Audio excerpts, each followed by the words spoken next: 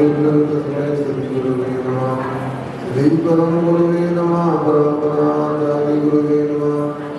कलियुगपरिवर्तकं तं संबद्धं भक्तिमनं पुराणं शास्त्रं गति प्रसाद सद्भावनामयं अस्मोदिरंसदा श्री सर्वदेवा तदोत्तर ग्रंथकर्तारा श्री देवा प्रतिवदन देवा तेषां वचनानुसार श्रीपति आचार्य श्री अमृतचंद्र सूरी प्रचितं मंगलम भगवान वीरो मंगलम गोपाणी मंगलम कुंदवंताजो मंगलम सर्वमंगलमांगल्यं सर्वकल्याणकारिणं प्रदानं सर्वधर्माणां देवदेवसासनं कोटिशतं दादचे कोटि शान्तिकारिणे पंचाशदष्टोस्ते दशमे मेतो सर्वं नमामि अनन्तमादेतं करुणो देव्यागत्यं सर्वं प्रणमामि शुद्धो सुतरां निर्मलसता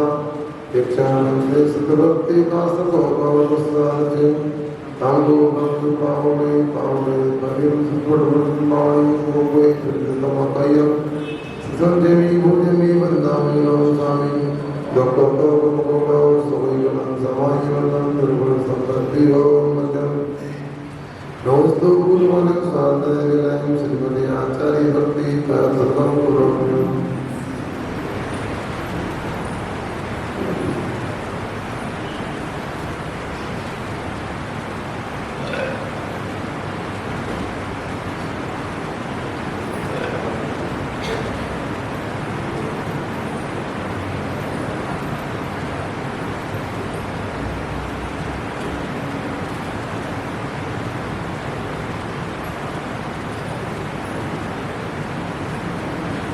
कुजरदिपारगे ज्ञानविद्यावनावणं देव्या श्रीदेव्यो नमो गुरुभ्यो शक्तिस्वरूपमस्मि मन्दिर्यादानग्रन्थन्दर्शे स्वागतले नमः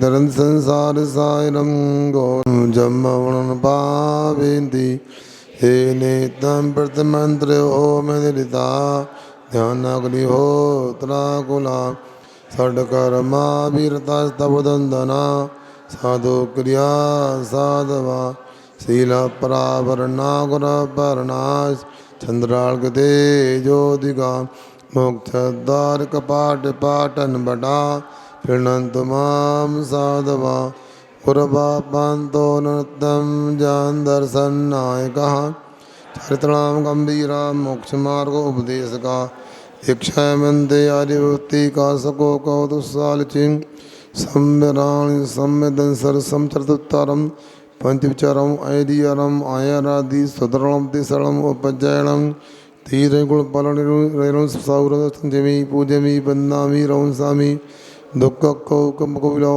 सुगैगणं समायिवर्णं जुर्गुण संपत्ति हो मज्जम तज्जयति पनज्योति समम समस्तैरन्द परे आयै दर्पण तल इव सकला प्रतिपदार्थ मालिका यत्रे।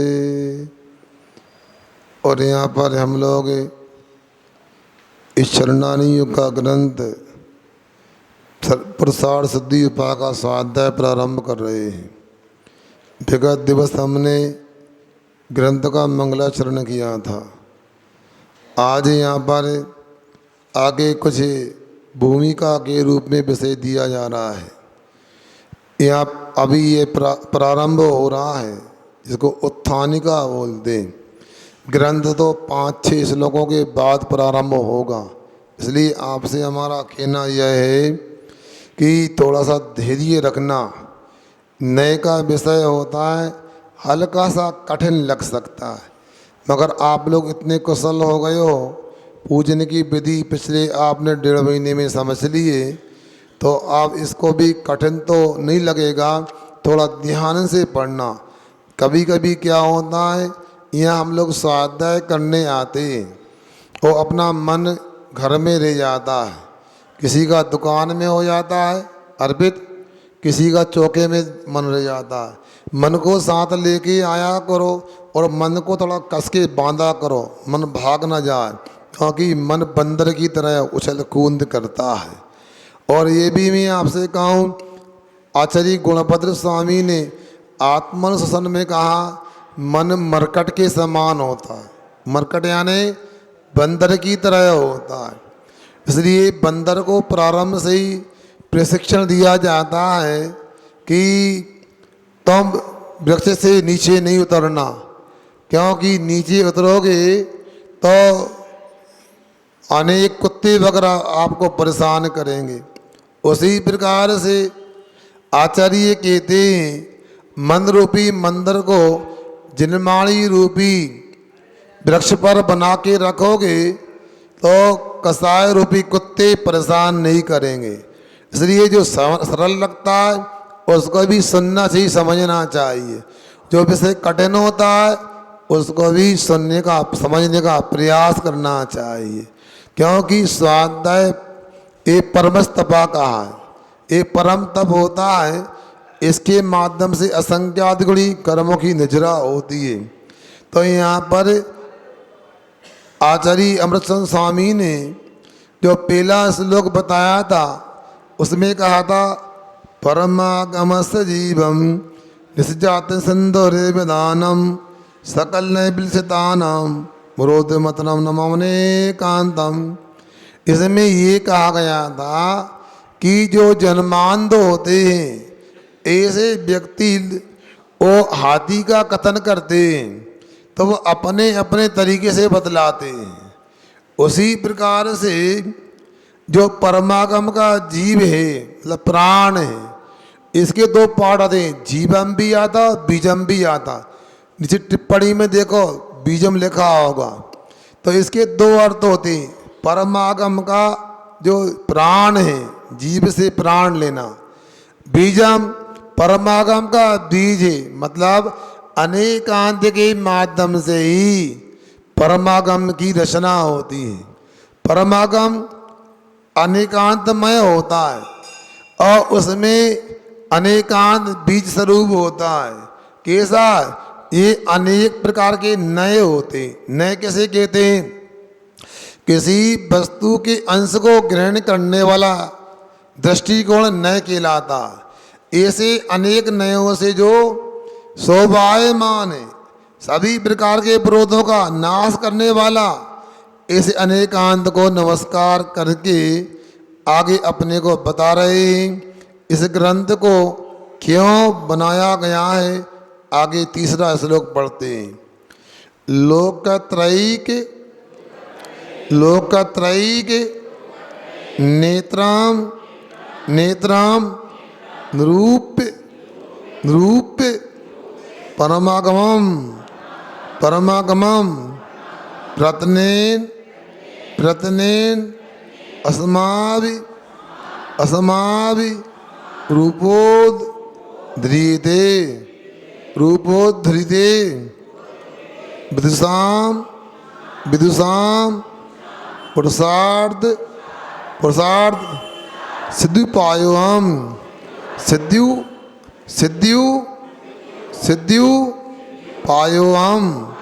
पायोयम पुरुषार्थ सिद्ध्युपायोयम लोकत्रयीके नेत्राम निरूप्य परमागमं प्रार्थनेने अस्माभिरूपोद्धृते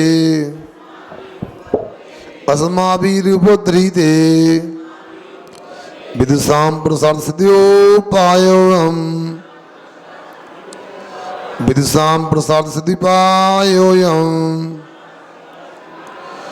लोकत्रयीके नेत्राम निरूप्य परमागमं प्रार्थनेने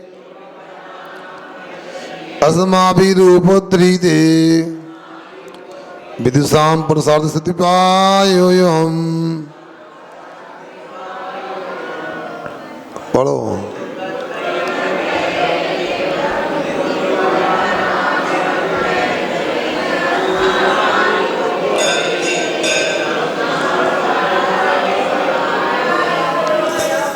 बहुत अच्छा।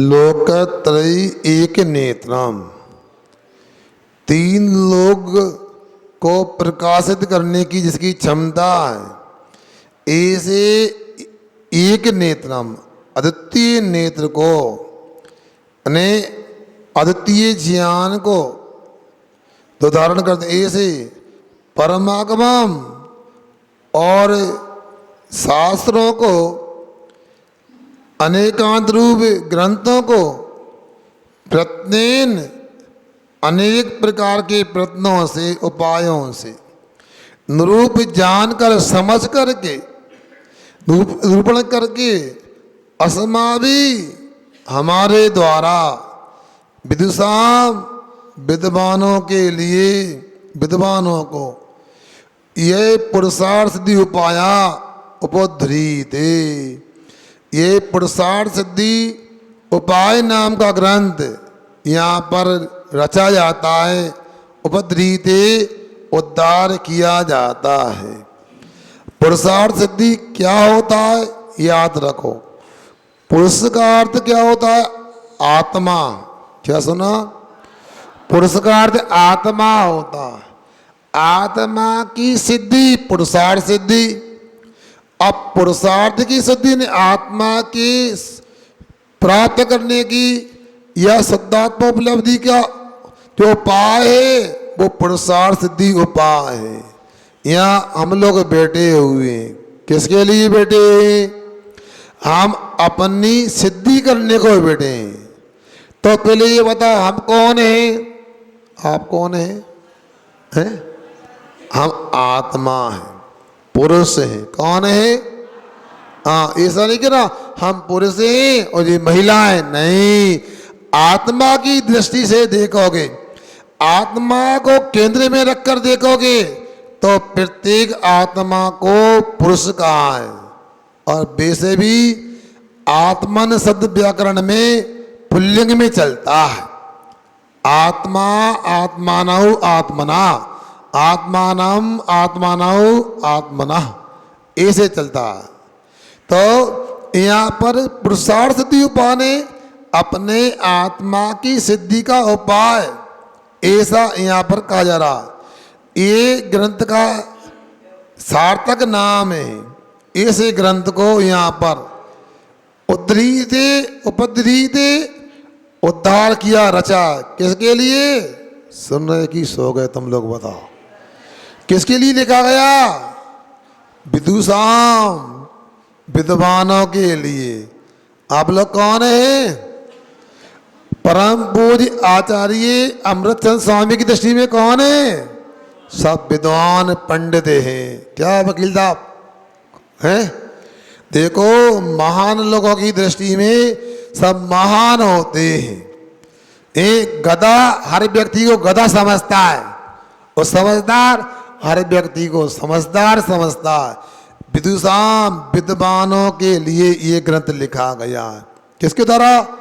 अस्माभि हम लोगों के द्वारा। मतलब परम पूज्य अमृतचंद आचार्य ग्रंथ की रचना कर रहे हैं। तो वो कह रहे हैं मेरे द्वारा नहीं, पूर्व के जो आचार्य भगवान हैं उन शब्द के द्वारा ये हम लोगों के द्वारा लिखा जा रहा है। कैसा ग्रंथ है भाई? तत्व को जानकर लिखा गया है, परमागम को जान करके। और कैसे जान करके? ऐसे नहीं सुन रहे हैं, सुनने की तलाश में, कहीं देख रहे हैं कहीं सुन रहे हैं, ऐसा नहीं। प्रत्येन सावधानी से, पूरे यत्न के साथ, मनोयोग से, वचन योग से और काय योग से, ऐसा यहाँ सुना जा रहा है। वह क्या? तीन लोग ही एक प्रकाशित करने वाला अनुपम नेत्र स्वरूप है। ऐसे परमागम की बात यहाँ चल रही है। अब आप लोगों से ये भी कहें कि क्या पुरुषार्थ होता है? क्या पुरुष होता है? क्या नियति होती है? परम पूज्य आचार्य श्री जी ने द्वातुति नाम का ग्रंथ लिखा। उसमें मुनि सुब्रतनाथ भगवान की विनती की गई, स्तुति की गई। क्या लिखते हैं? निज में यति ही नियति दे पुरुष पुरुषार्थ, नियति और पुरुषार्थ का सल्लो अर्थ यथार्थ। कितना सुंदर यहाँ विवेचन किया है। निज में यति ही नियति है। क्या? यति यानी ठहराव होता है, रुकना होता है। स्पीड ब्रेकर होता ना, मैं गाड़ी को हल्का ब्रेक लगा कर रोक लेते हैं, उसी प्रकार यति यानी ठहराव होता। तो निज में यति ही नियति, अपनी आत्मा में ठहरना ही नियति है। अभी हम कहें भाई आप दीक्षा ले लो, अरे महाराज सब निश्चित है, जब जैसा होना होगा तब वैसा हो जाएगा। अब क्या दीक्षा लेना और क्या नहीं लेना सब निश्चित नियति है। आचार्य कहते हैं ये नियति का अर्थ नहीं, निज में यति ही नियत है। क्या ब्रह्मचारी लोगों, क्या कहा? आत्मा में ठहरना ही नियति है और दूसरी नियति को नहीं पकड़ना। देह पुरुष पुरुषार्थ, पुरुष ने आत्मा, मैंने कहा ना, तो आत्मा का देह है जो उसका है, आत्मा को प्राप्त करना ही लक्ष्य इसका है। ऐसा आत्मा को प्राप्त करने का लक्ष्य, आत्मा को उपलब्ध करने का ध्येय, यही पुरुषार्थ कहलाता है।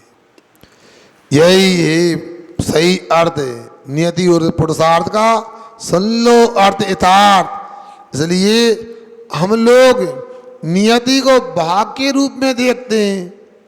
अब भाग और पुरुषार्थ जानते हैं, सामान्य से नियतों को भाग के रूप में लेते हैं और पुरुषार्थ का मतलब परिश्रम करने को बोलते हैं।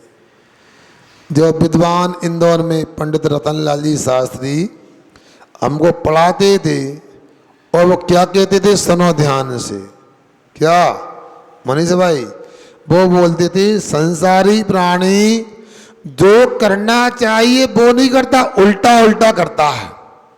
क्या उल्टा करता है? संसार में तो पुरुषार्थ करता है और मोक्ष मार्ग में भाग्य की नियति की बात करता है। अब देखो व्यापार में व्यक्ति जब लगा होता है, 2 पैसे कमाई के दिखते हैं, रात को 4 बजे भी दुकान पहुंच जाता है, रात को 12 बजे भी दुकान खुलती है और धर्म के क्षेत्र में समय नहीं मिलता। क्यों? पूजन क्यों नहीं की?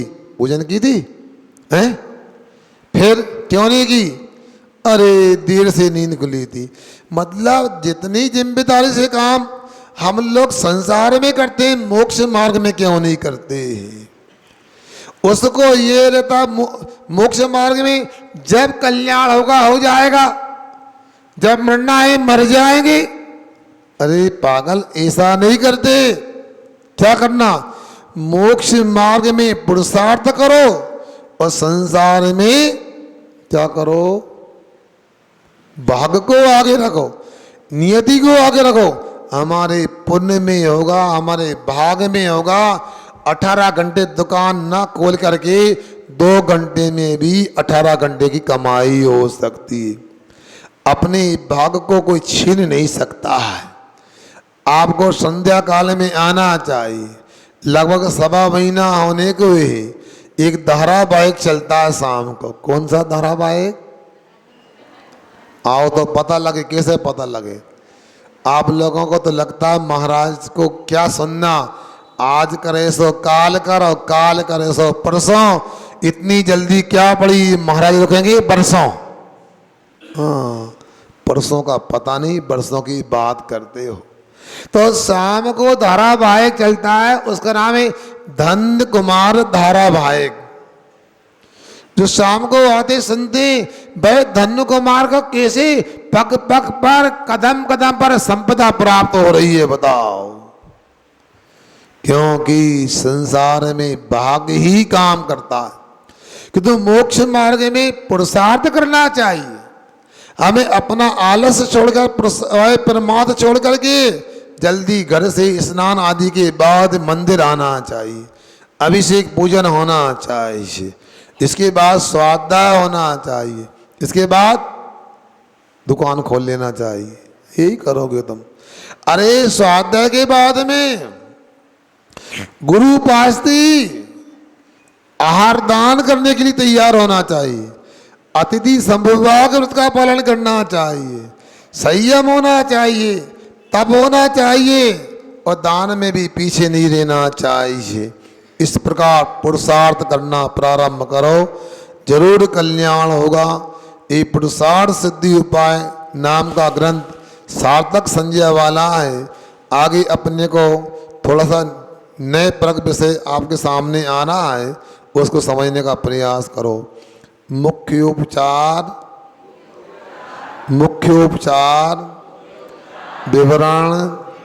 विवरण निरस्त दुस्तर विनय दुर्बोधा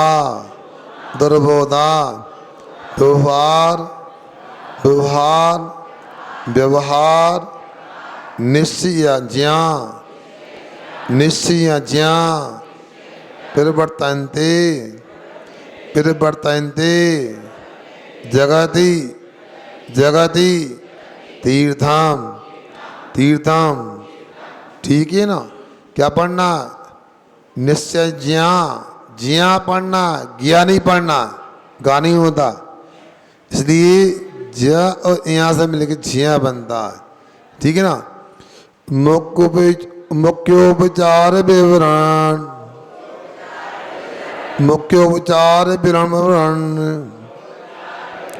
निरस्त दुस्तर विनय दुर्बोधा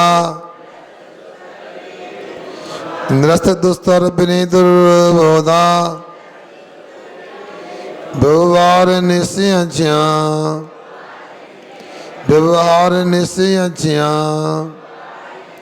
प्रवर्तन्ते जगत तीर्थम मुख्योपचार विवरण निरस्त दुस्तर बिंदुर्बोधा व्यवहार निश्चय प्रवर्तन्ते जगत तीर्थम। बोलो।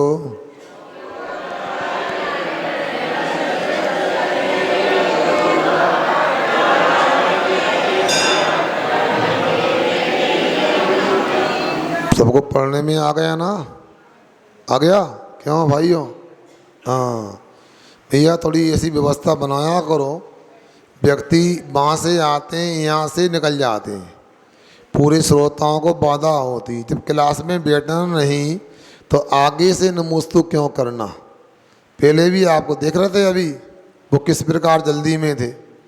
इसलिए आप लोगों को ध्यान रखना चाहिए, जिनके लिए समय नहीं है वो दूर से नमोस्तु कर सकते हैं, बुराई वाली बात नहीं।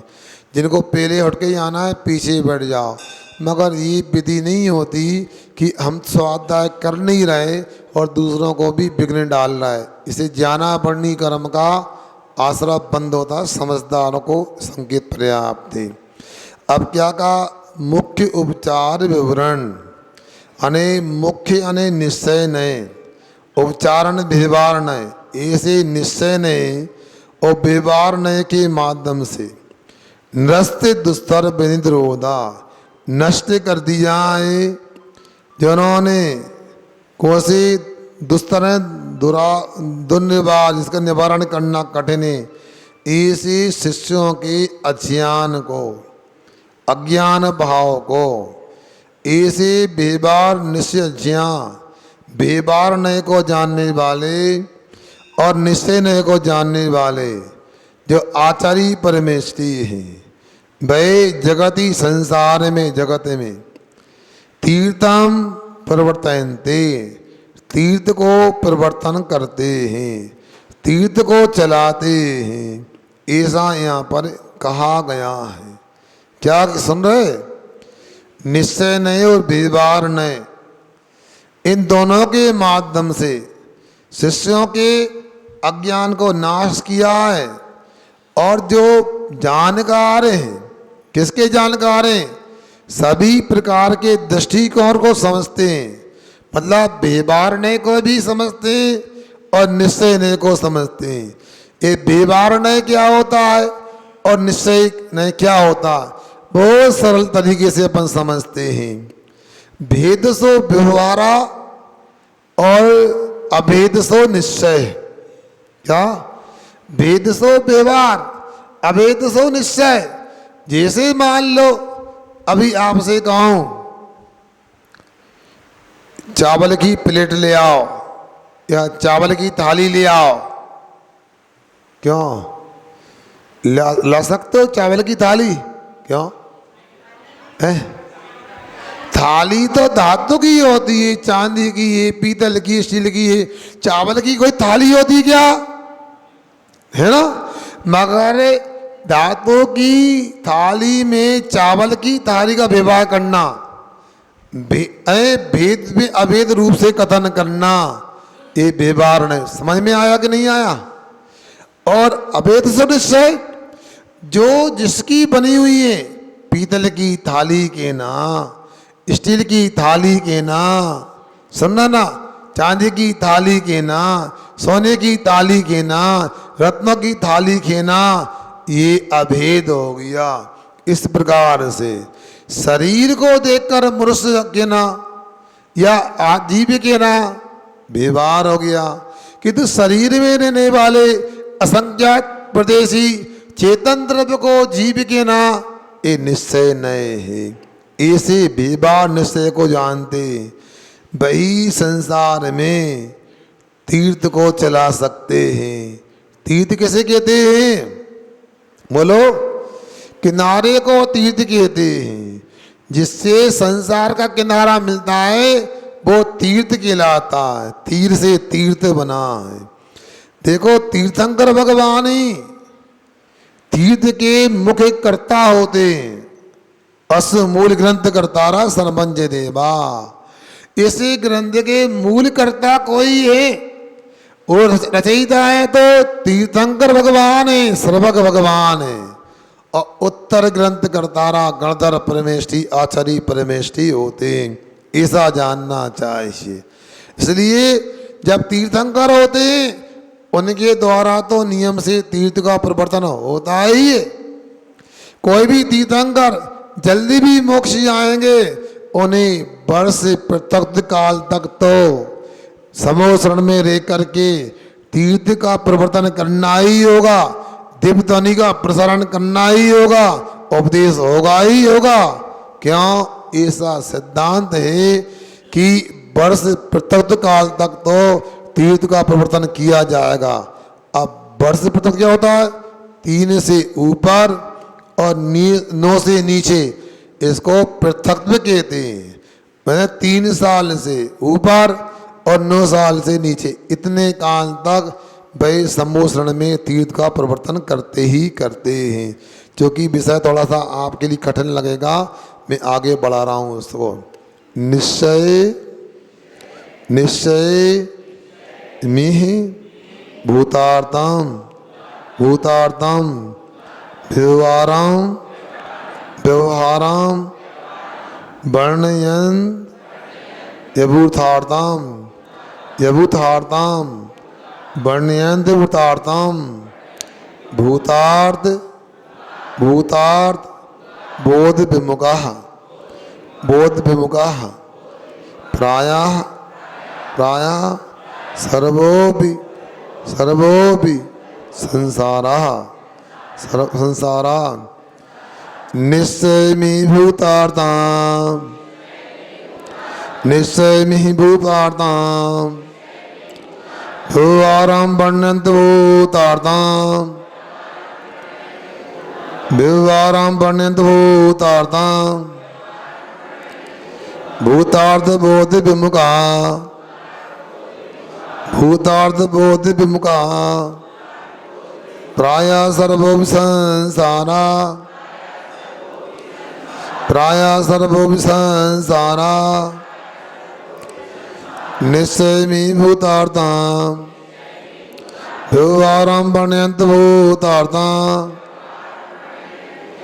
भूतार्थ बोधि विमुखा प्रायः सर्वोपि संसारा। बोलो।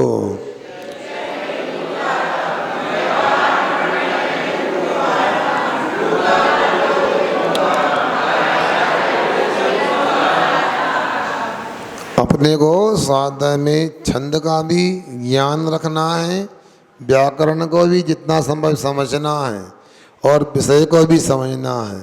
कौन सा छंद पढ़ा हमने? कौन सा? बहुत सुंदर, आर्या। आर्य छंद का लक्षण क्या होता है? 12, हाँ बोलो, 12, 18, 12, बहुत सुंदर, 12, 18, 12, 15, ये आर्य छंद का लक्षण है। धीरे धीरे आप लोग ऐसा करोगे ना तो स्वयं भी अनेक ग्रंथों का स्वाध्याय कर लोगे। मैं तो आपके यहाँ वर्षा काल करने आया हूँ और मेरा तो एक ही भाव है, एक ही उद्देश्य है कि चातुर्मास पूरा होने के बाद आप स्वयं स्वाध्याय कराने वाले तैयार हो जाओ। स्वयं को भी छंद का इतना ज्ञान होना चाहिए, स्वयं को भी व्याकरण इतनी आ जाना चाहिए, कहीं कोई गड़बड़ लग रहा है तो आप सुधार कर सको, और आगम का विषय भी अपने लिए उपलब्ध होना चाहिए। अब सुनो क्या कहते हैं। जो पहले निश्चय व्यवहार को जानने वाले आचार्य निश्चय व्यवहार पर भूतार्थ का, क्योंकि जब निश्चय और व्यवहार की चर्चा पिछले श्लोक में आई तो स्वाभाविक श्रोताओं के मन में विकल्प आएगा, ये निश्चय क्या होता है, व्यवहार क्या होता है। तो निश्चय, निश्चयम निश्चय को भूतार्थम भूतार्थ कहते हैं, और व्यवहारम व्यवहार को अभूतार्थम वर्ण्यन्ति, भाई अभूतार्थ कहते हैं। अब सुनो, प्रायः अक्सर ये देखते हैं बहुत बहुलता से बहुत करके भूतार्थ बोध विमुखा, और भूतार्थ निश्चय नहीं से लोग विमुख हो जाते हैं या निश्चय के ज्ञान से अलग चले जाते हैं। वे सर्वो भी सब संसारा उनका संसार है, ऐसा यहाँ कहा जा रहा है। अब सुनो क्या कह रहे, निश्चय नहीं भूतार्थ है, भूत नहीं साचा है। इसका मतलब व्यवहार नहीं, अभूतार्थ है तो झूठा हो गया नहीं। परम पूज्य आचार्य श्री जी कहते हैं अभूतार्थ का मतलब झूठा नहीं होता, अकार का प्रयोग किया है, इसमें नए समास करके अभूतार्थ बनाया है। मतलब किंचित यथार्थ, किंचित भूतार्थ, किंचित सत्य है, अथवा जो सत्य के निकट है वो अभूतार्थ है। निश्चय नहीं भूतार्थ सत्य है, अभूतार्थ ये सत्य के निकट है, मगर अपने को इसकी जानकारी होना आवश्यक है। अभी आप लोग बैठे हो, घर जाओगे, भोजन वगैरह बनेगा कि नहीं बनेगा? उपवास तो नहीं आप लोगों का आज? नहीं कल 15 अगस्त के लड्डू खा लिए तो भूखने लग रही हो, हैं? क्या भोजन खाओगे, करोगे? अच्छा, ये दीपक गिल साहब कह रहे हैं हमें लड्डू नहीं मिले, भैया ध्यान रखो उनका। अब सुनो, मैं ये कहना चाहता हूँ, भोजन करोगे, रोटी बनेगी, एक दाल सब्जी बनेगी, उसमें घी डाला जाएगा, ये घी कहाँ से आएगा? बड़ी समस्या महाराज, कौन कौन से प्रश्न कर लेते हो। मैं आपके विषय को स्पष्ट करने जा रहा हूँ। घी कहाँ से मिलेगा? घी मक्खन से, मक्खन कहाँ से मिलेगा? दही से, दही कहाँ से मिलेगा? दूध से मिलेगा। अब आप लोग दूध को देखते हो ना, दूध में घी है क्या? नहीं है ना? तो एक काम करो, आज रोटी दूध से चुपड़ लेना घी की जगह। महाराज क्या हो गया? ऐसा नहीं, मगर दूध में घी है, दूध सो घी नहीं। क्या? दूध में तो घी है मगर दूध सो घी नहीं। इसलिए यहाँ पर अपने को ये समझना है यथार्थ क्या है। घी घी होता है, दूध दूध होता है, दूध सो घी नहीं और घी सो दूध नहीं। उसी प्रकार यहाँ आचार्य कह रहे हैं शरीर में आत्मा है, शरीर सो आत्मा नहीं। ये एक क्षेत्र का संबंध तो है, मगर एक क्षेत्र का संबंध होने के बाद भी जैसे दूध का आप लोग ज्ञान अलग रखते हो और घी को अलग समझते हो, उसी प्रकार आचार्य कहते हैं अपने लिए निश्चय नए व्यवहार नए का भी ज्ञान होना चाहिए। व्यवहार की बात कोई निश्चय लगा लो तो गड़बड़ हो जाएगा। सुन रहे ना, अब घी की के दूध से ही रोटी चपड़ लो। क्यों अरविंद गोयल जी सुन रहे, क्या गुस्सा तो नहीं आएगा? आज रोटी में दूध लग जाएगा तो अरे इतनी बुद्धि नहीं है, क्या किया तुमने? अरे दूध और घी में क्या अंतर है? कहीं गलत बात। भूतार्थ बोध विमुखा, जो भूतार्थ से निश्चय नहीं से विमुख होते हैं वो हमेशा संसार में रहते हैं। उनका संसार होता है, वो स्वयं संसार रूप होते हैं। इसलिए यहाँ कह रहे हैं सर्वोपि संसारा, सभी संसारी होते हैं। प्राय क्यों कह दिया?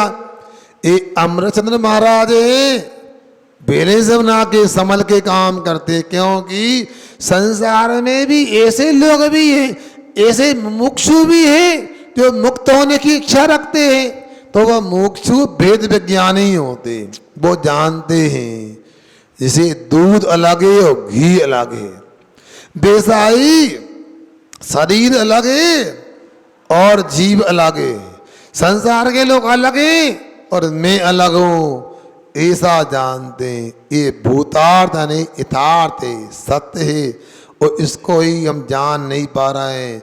क्योंकि कभी कभी ऐसा होता है यदि यथार्थ को नहीं जानते तो ठगे जाते हैं। बोलो ठगे जाते कि नहीं ठगे जाते हैं? बाजार में कोई सामान लेकर के लेने जाओ, आपको परख नहीं है तो डुप्लीकेट मिल सकता है।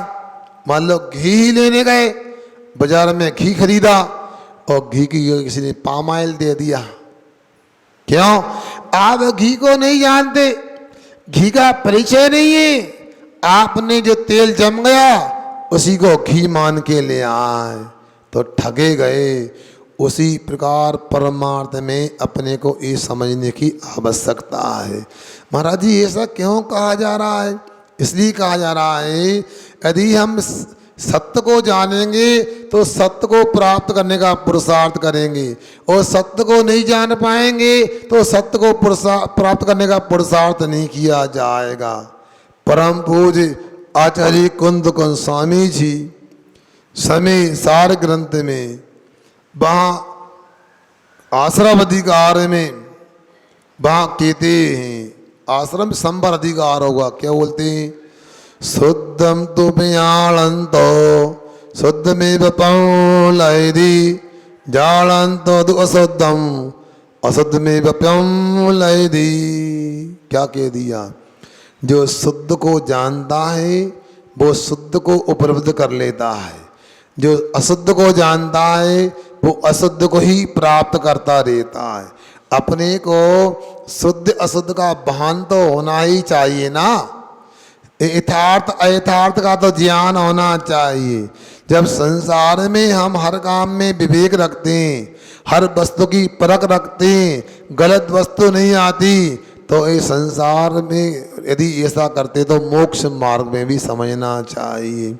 तो यहाँ इसलिए कह रहे हैं भोले वाले संसारी प्राणी हैं जो सत्य को नहीं पहचानते हैं, वह असत्य को ही सत्य मान लिया करते हैं। आप लोगों ने परमानंद या बीतराग स्तोत्र पढ़ा होगा, क्या कहते हैं?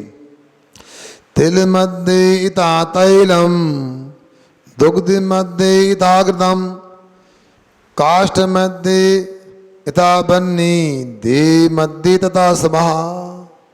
क्या?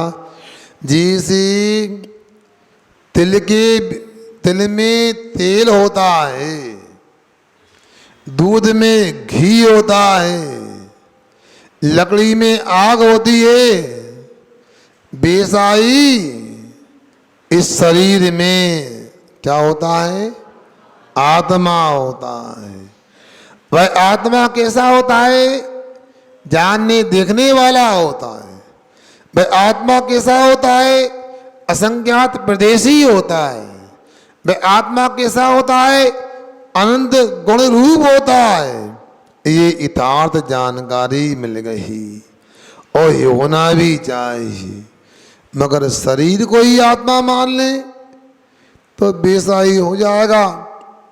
ये तिल को ही तेल मान ले तो फिर खली को और तेल को अलग करने का पुरुषार्थ हो ही नहीं सकता है।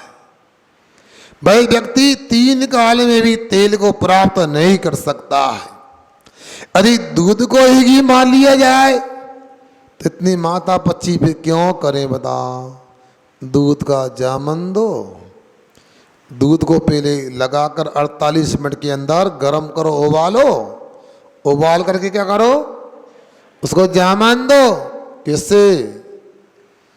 जानते नहीं अब तो घी खाने कहाँ मिलता है। 2-4 लोग भी मिल जाए घी खाने वाले सभा में तो दुर्लभ है। क्योंकि जो आप लोग खाते हैं ब्रह्मचारी भाइयों, आप लोग को घी खाने मिलता है? वजह बताओ। हंसने की बात नहीं, बताओ घी खाने मिलता? बस दूध को उबाला, मलाई निकाली और कढ़ाई में ऐसे ऐसे किया, लो घी आ गया। ये घी नहीं होता। सुनते अंग्रेजी डिक्शनरी में इसको मिल्क ऑयल का, ये दूध का तेल तो है, दूध का घी नहीं है। इसलिए घी क्या होता है? जिसको लगा करके छान करके 48 मिनट के अंदर उबाल करके अनुपात में उसको ठंडा करके उसमें चांदी का सिक्का डाल करके संगम डाल करके उसको जमाया जाता है। फिर क्या हो जाता है? बोलो ना, दही बन जाता है। फिर दही को 24 घंटे के अंदर मंथन करके उसमें से नवनीत मक्खन निकाला जाता है। फिर उसको 48 मिनट के अंदर गर्म करके उसमें से जो तरल पदार्थ निकलता है उसका नाम घी होता है। ऐसा घी अमृत होता है। मगर क्या करें? अभी कहूँ भैया मनीषा बोली लगाओ, यहाँ ऊपर की एक मंजिल बनना है तो कछु तो निकल जाए, दुकान खोलने का टाइम हो जाएगा उनका, कुछ सुनेंगे नहीं, कुछ क्या उनसे को जो बैठे हैं बगल में। मतलब ये होती दशा। मगर जब आप एक सही घी भी नहीं खाओगे, आप मलाई का निकला तरल पदार्थ लोगे और आपकी नली चौक हो जाएंगी। जब अटैक आएगा, जब बाईपास सर्जरी की नौबत आएगी, जब एंजियोप्लास्टी की तरफ भागोगे, पैसा कहाँ से आएगा? क्यों वकील साहब, व्यवस्था कहाँ से होगी? अरुण जी बताओ कितने में होती है बाईपास सर्जरी? बताओ क्यों भैया, बाईपास सर्जरी कितने में होती है? हैं? कितनी? 3 रुपये में है? क्या बोला है? 300 रुपये में? क्या बोल रहे हैं? जो जोर से बोलो ना। कितना? 4-5 लाख में? 2 लाख में? अच्छा, नागपुर में 2 लाख में, अहमदाबाद में 5 लाख में। हाँ, ऐसा अलग अलग रेट होता है। अब पैसे कहाँ से आए? सोचो। अरे समझदारों, थोड़ा यथार्थ का बोध करो। मगर आप लोग कैसे हो? भूतार्थ बोध विमुखा सर्वोपि प्राया संसारा। यथार्थ ज्ञान से विमुख हैं, बड़ी बड़ी बातें करते हैं। ना संसार का यथार्थ ज्ञान है, ना अपने को मोक्ष मार्ग का यथार्थ ज्ञान है। कुछ भी चलता रहता है। यहाँ कह रहे भूतार्थ विमुख का, यहाँ अकेले निश्चय की बात नहीं। जो जो भूतार्थ है, जो जो साचा है, उसको समझने का प्रयास करो। किंतु कर्म का उदय ऐसा होता है, लोग विमुख हो जाते हैं, अपने संसार को तैयार कर लेते हैं। इसलिए आप सोचो, यहाँ पर जो चर्चा हो रही है ये निश्चय नेकी अपेक्षा से हो रही है। यथार्थ ज्ञान को लेकर बता रहे हैं। यदि अपना यथार्थ ज्ञान नहीं होगा तो हमारा संसार बना रहेगा। हमने परम पूज्य आचार्य श्री के चरणों में 2012-13 में एक अनुप्रेक्षा ग्रंथ की रचना की संस्कृत में। उसमें संसार भावना को हमने अनुष्टुप छंद में लिखा।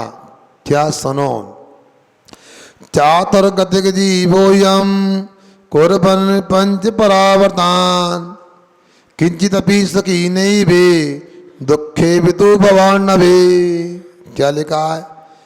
भवान नभे, इस संसार समुद्र में ये चार गति को करने वाला ये संसारी जीव पंच परावर्तन करता हुआ थोड़ा भी सुखी नहीं हो पाया। दुखे विदु भवान नभे, दुख को ही प्राप्त किया इसने। क्योंकि सुख कैसे मिलेगा? जब तक हमें को झूठे सांचे की परख नहीं होगी, सत्य असत्य का बोध नहीं होगा, भूतार्थ अभूतार्थ का बोध नहीं होगा, निश्चय ने और व्यवहार को नहीं समझेंगे तो गड़बड़ ही चलता रहेगा।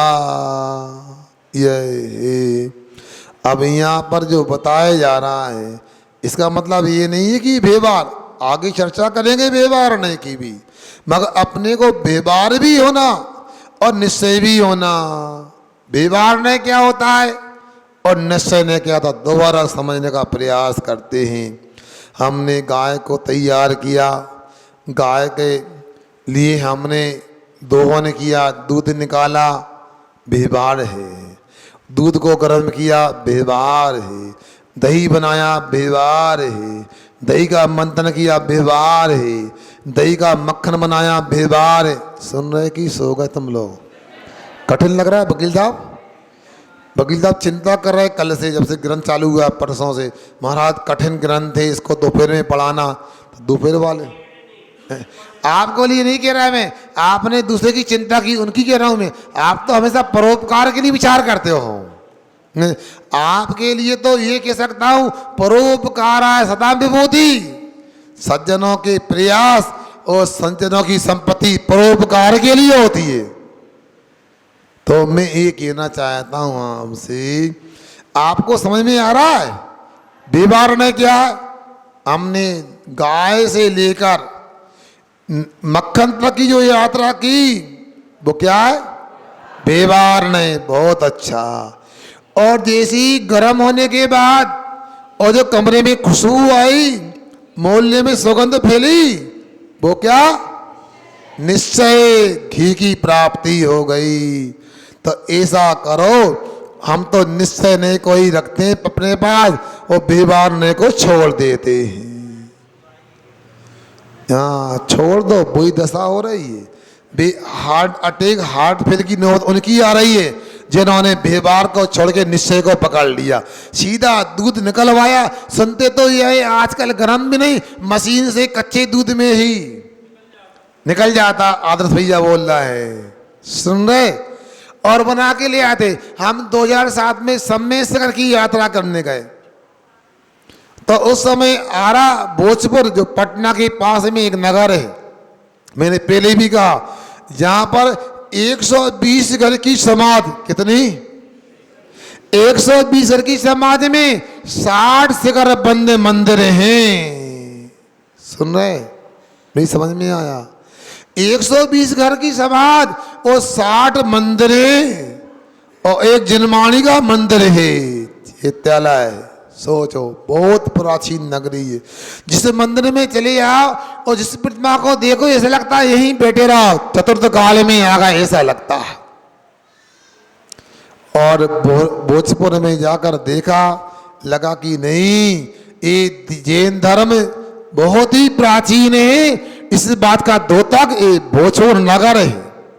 हमारी समाज करों में थी, इस बात का द्योतक है आज की संकीर्ण बुद्धि वालों ने करोड़ों की समाज को लाखों में लाके रख दिया, क्योंकि तुमों की बुद्धि चलती नहीं है, क्योंकि तुमको घी खाने नहीं मिलता है। घी खाओ तो बुद्धि काम करे।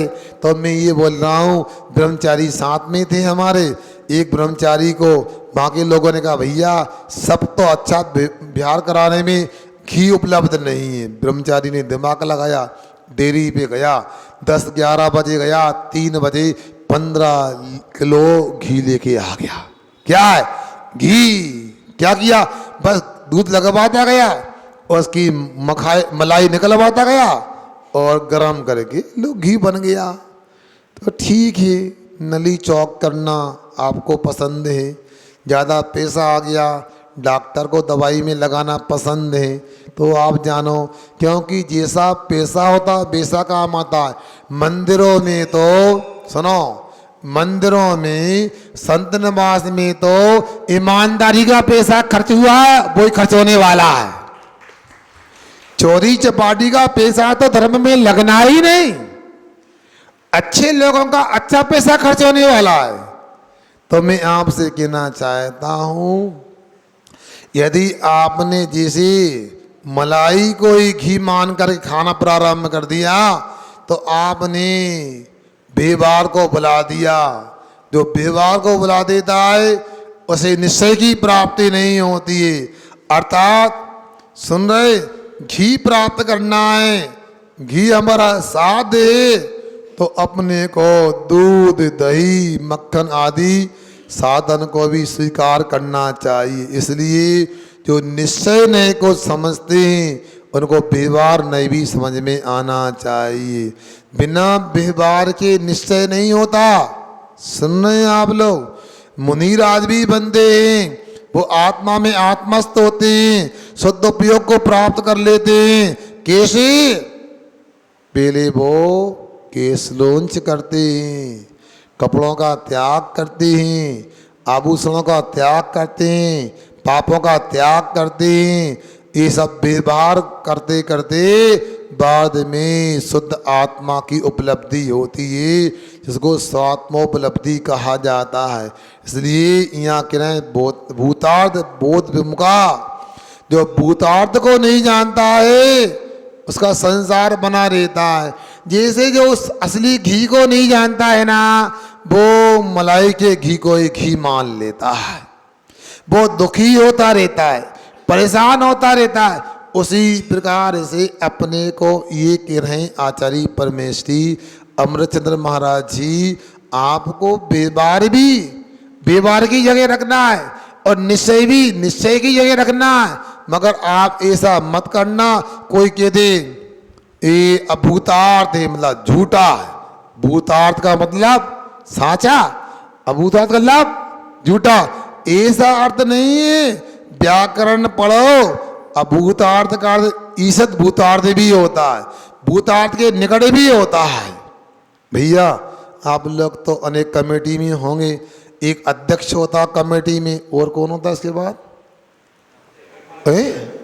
उपाध्यक्ष। किशोर भैया ने बता दिया। उपाध्यक्ष क्या होता है, अध्यक्ष क्या होता है? बोलो। जो मुखिया होता है संस्था का अध्यक्ष होता है, जो अध्यक्ष के निकट होता है वो है ना, अध्यक्ष के निकट होता है वो उपाध्यक्ष।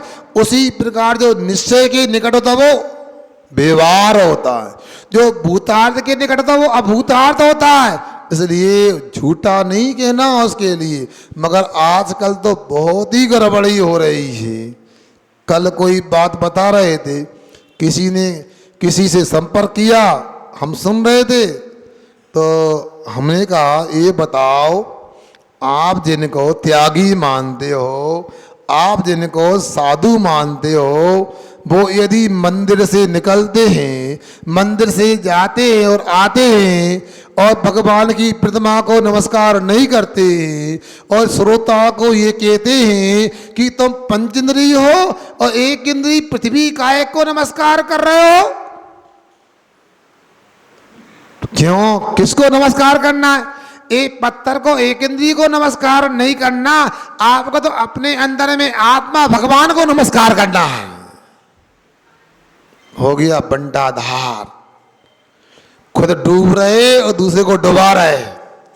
मतलब उन्होंने व्यवहार को समझा ही नहीं, मतलब सीधा निश्चय की बात कर रहे। जो दिन भर 24 घंटे नॉन तेल लकड़ी में पड़े रहते हैं, उनसे कहो आत्मा भगवान है। तो एक काम करो, भगवान की प्रतिमाओं को तो आप देखते नहीं, भगवान की प्रतिमा को तो मानते नहीं, भगवान है पाषाण मानते। आप एक काम करो, जिनमाली को मानते हो तो जिनमाली को अलग करो, खुद बैठ जाओ बेदी पे। उनसे गिराओ जो इस प्रकार गुमराह करते हैं। मैंने तो कह दिया, यदि ऐसा कथन करने वाला व्यक्ति है और उसको आप ब्रह्मचारी मानते हो, त्यागी मानते हो, ब्रह्मचारिणी मानते, त्यागी मानते हो, उसको पात बन के भोजन कराते हो, मैं तुम्हारे चौके में कभी नहीं आऊंगा।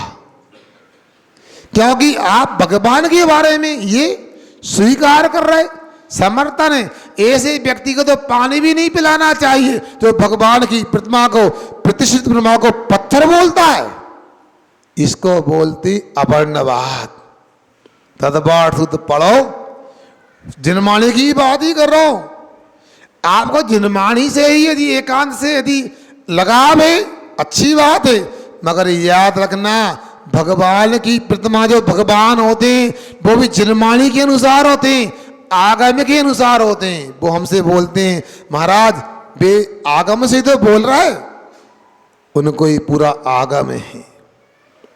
अब सोचो, मैं अभी भी कह रहा हूं आपसे, जो भगवान की धातु की प्रतिमा आप बना के लाते हैं वो ऐसी पूछनी नहीं होती। अभी आपके यहाँ रविवार के दिन कुछ होने वाला है। क्या होने वाला है? कांग्रेस सुभाषी आए बोलो ना।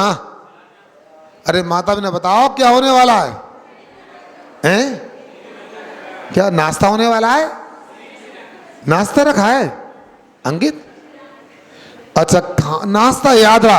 अरे ये कहो नाश्ता तो बाद में होगा, भूमि पूजन होने वाला, शिलान्यास होने वाला, काय का है? जिनालय का। अच्छा बहुत अच्छा। कौन सा जिनालय? महावीर जिनालय। तो महावीर भगवान तो मोक्ष चले गए, वो कहां से आएंगे बैठने को है? अच्छा प्रतिमा, तो महावीर भगवान की प्रतिमा कहां से आएगी? मकराने से, बिजोलिया से। अच्छा आ गई तो आप पूजा करोगे?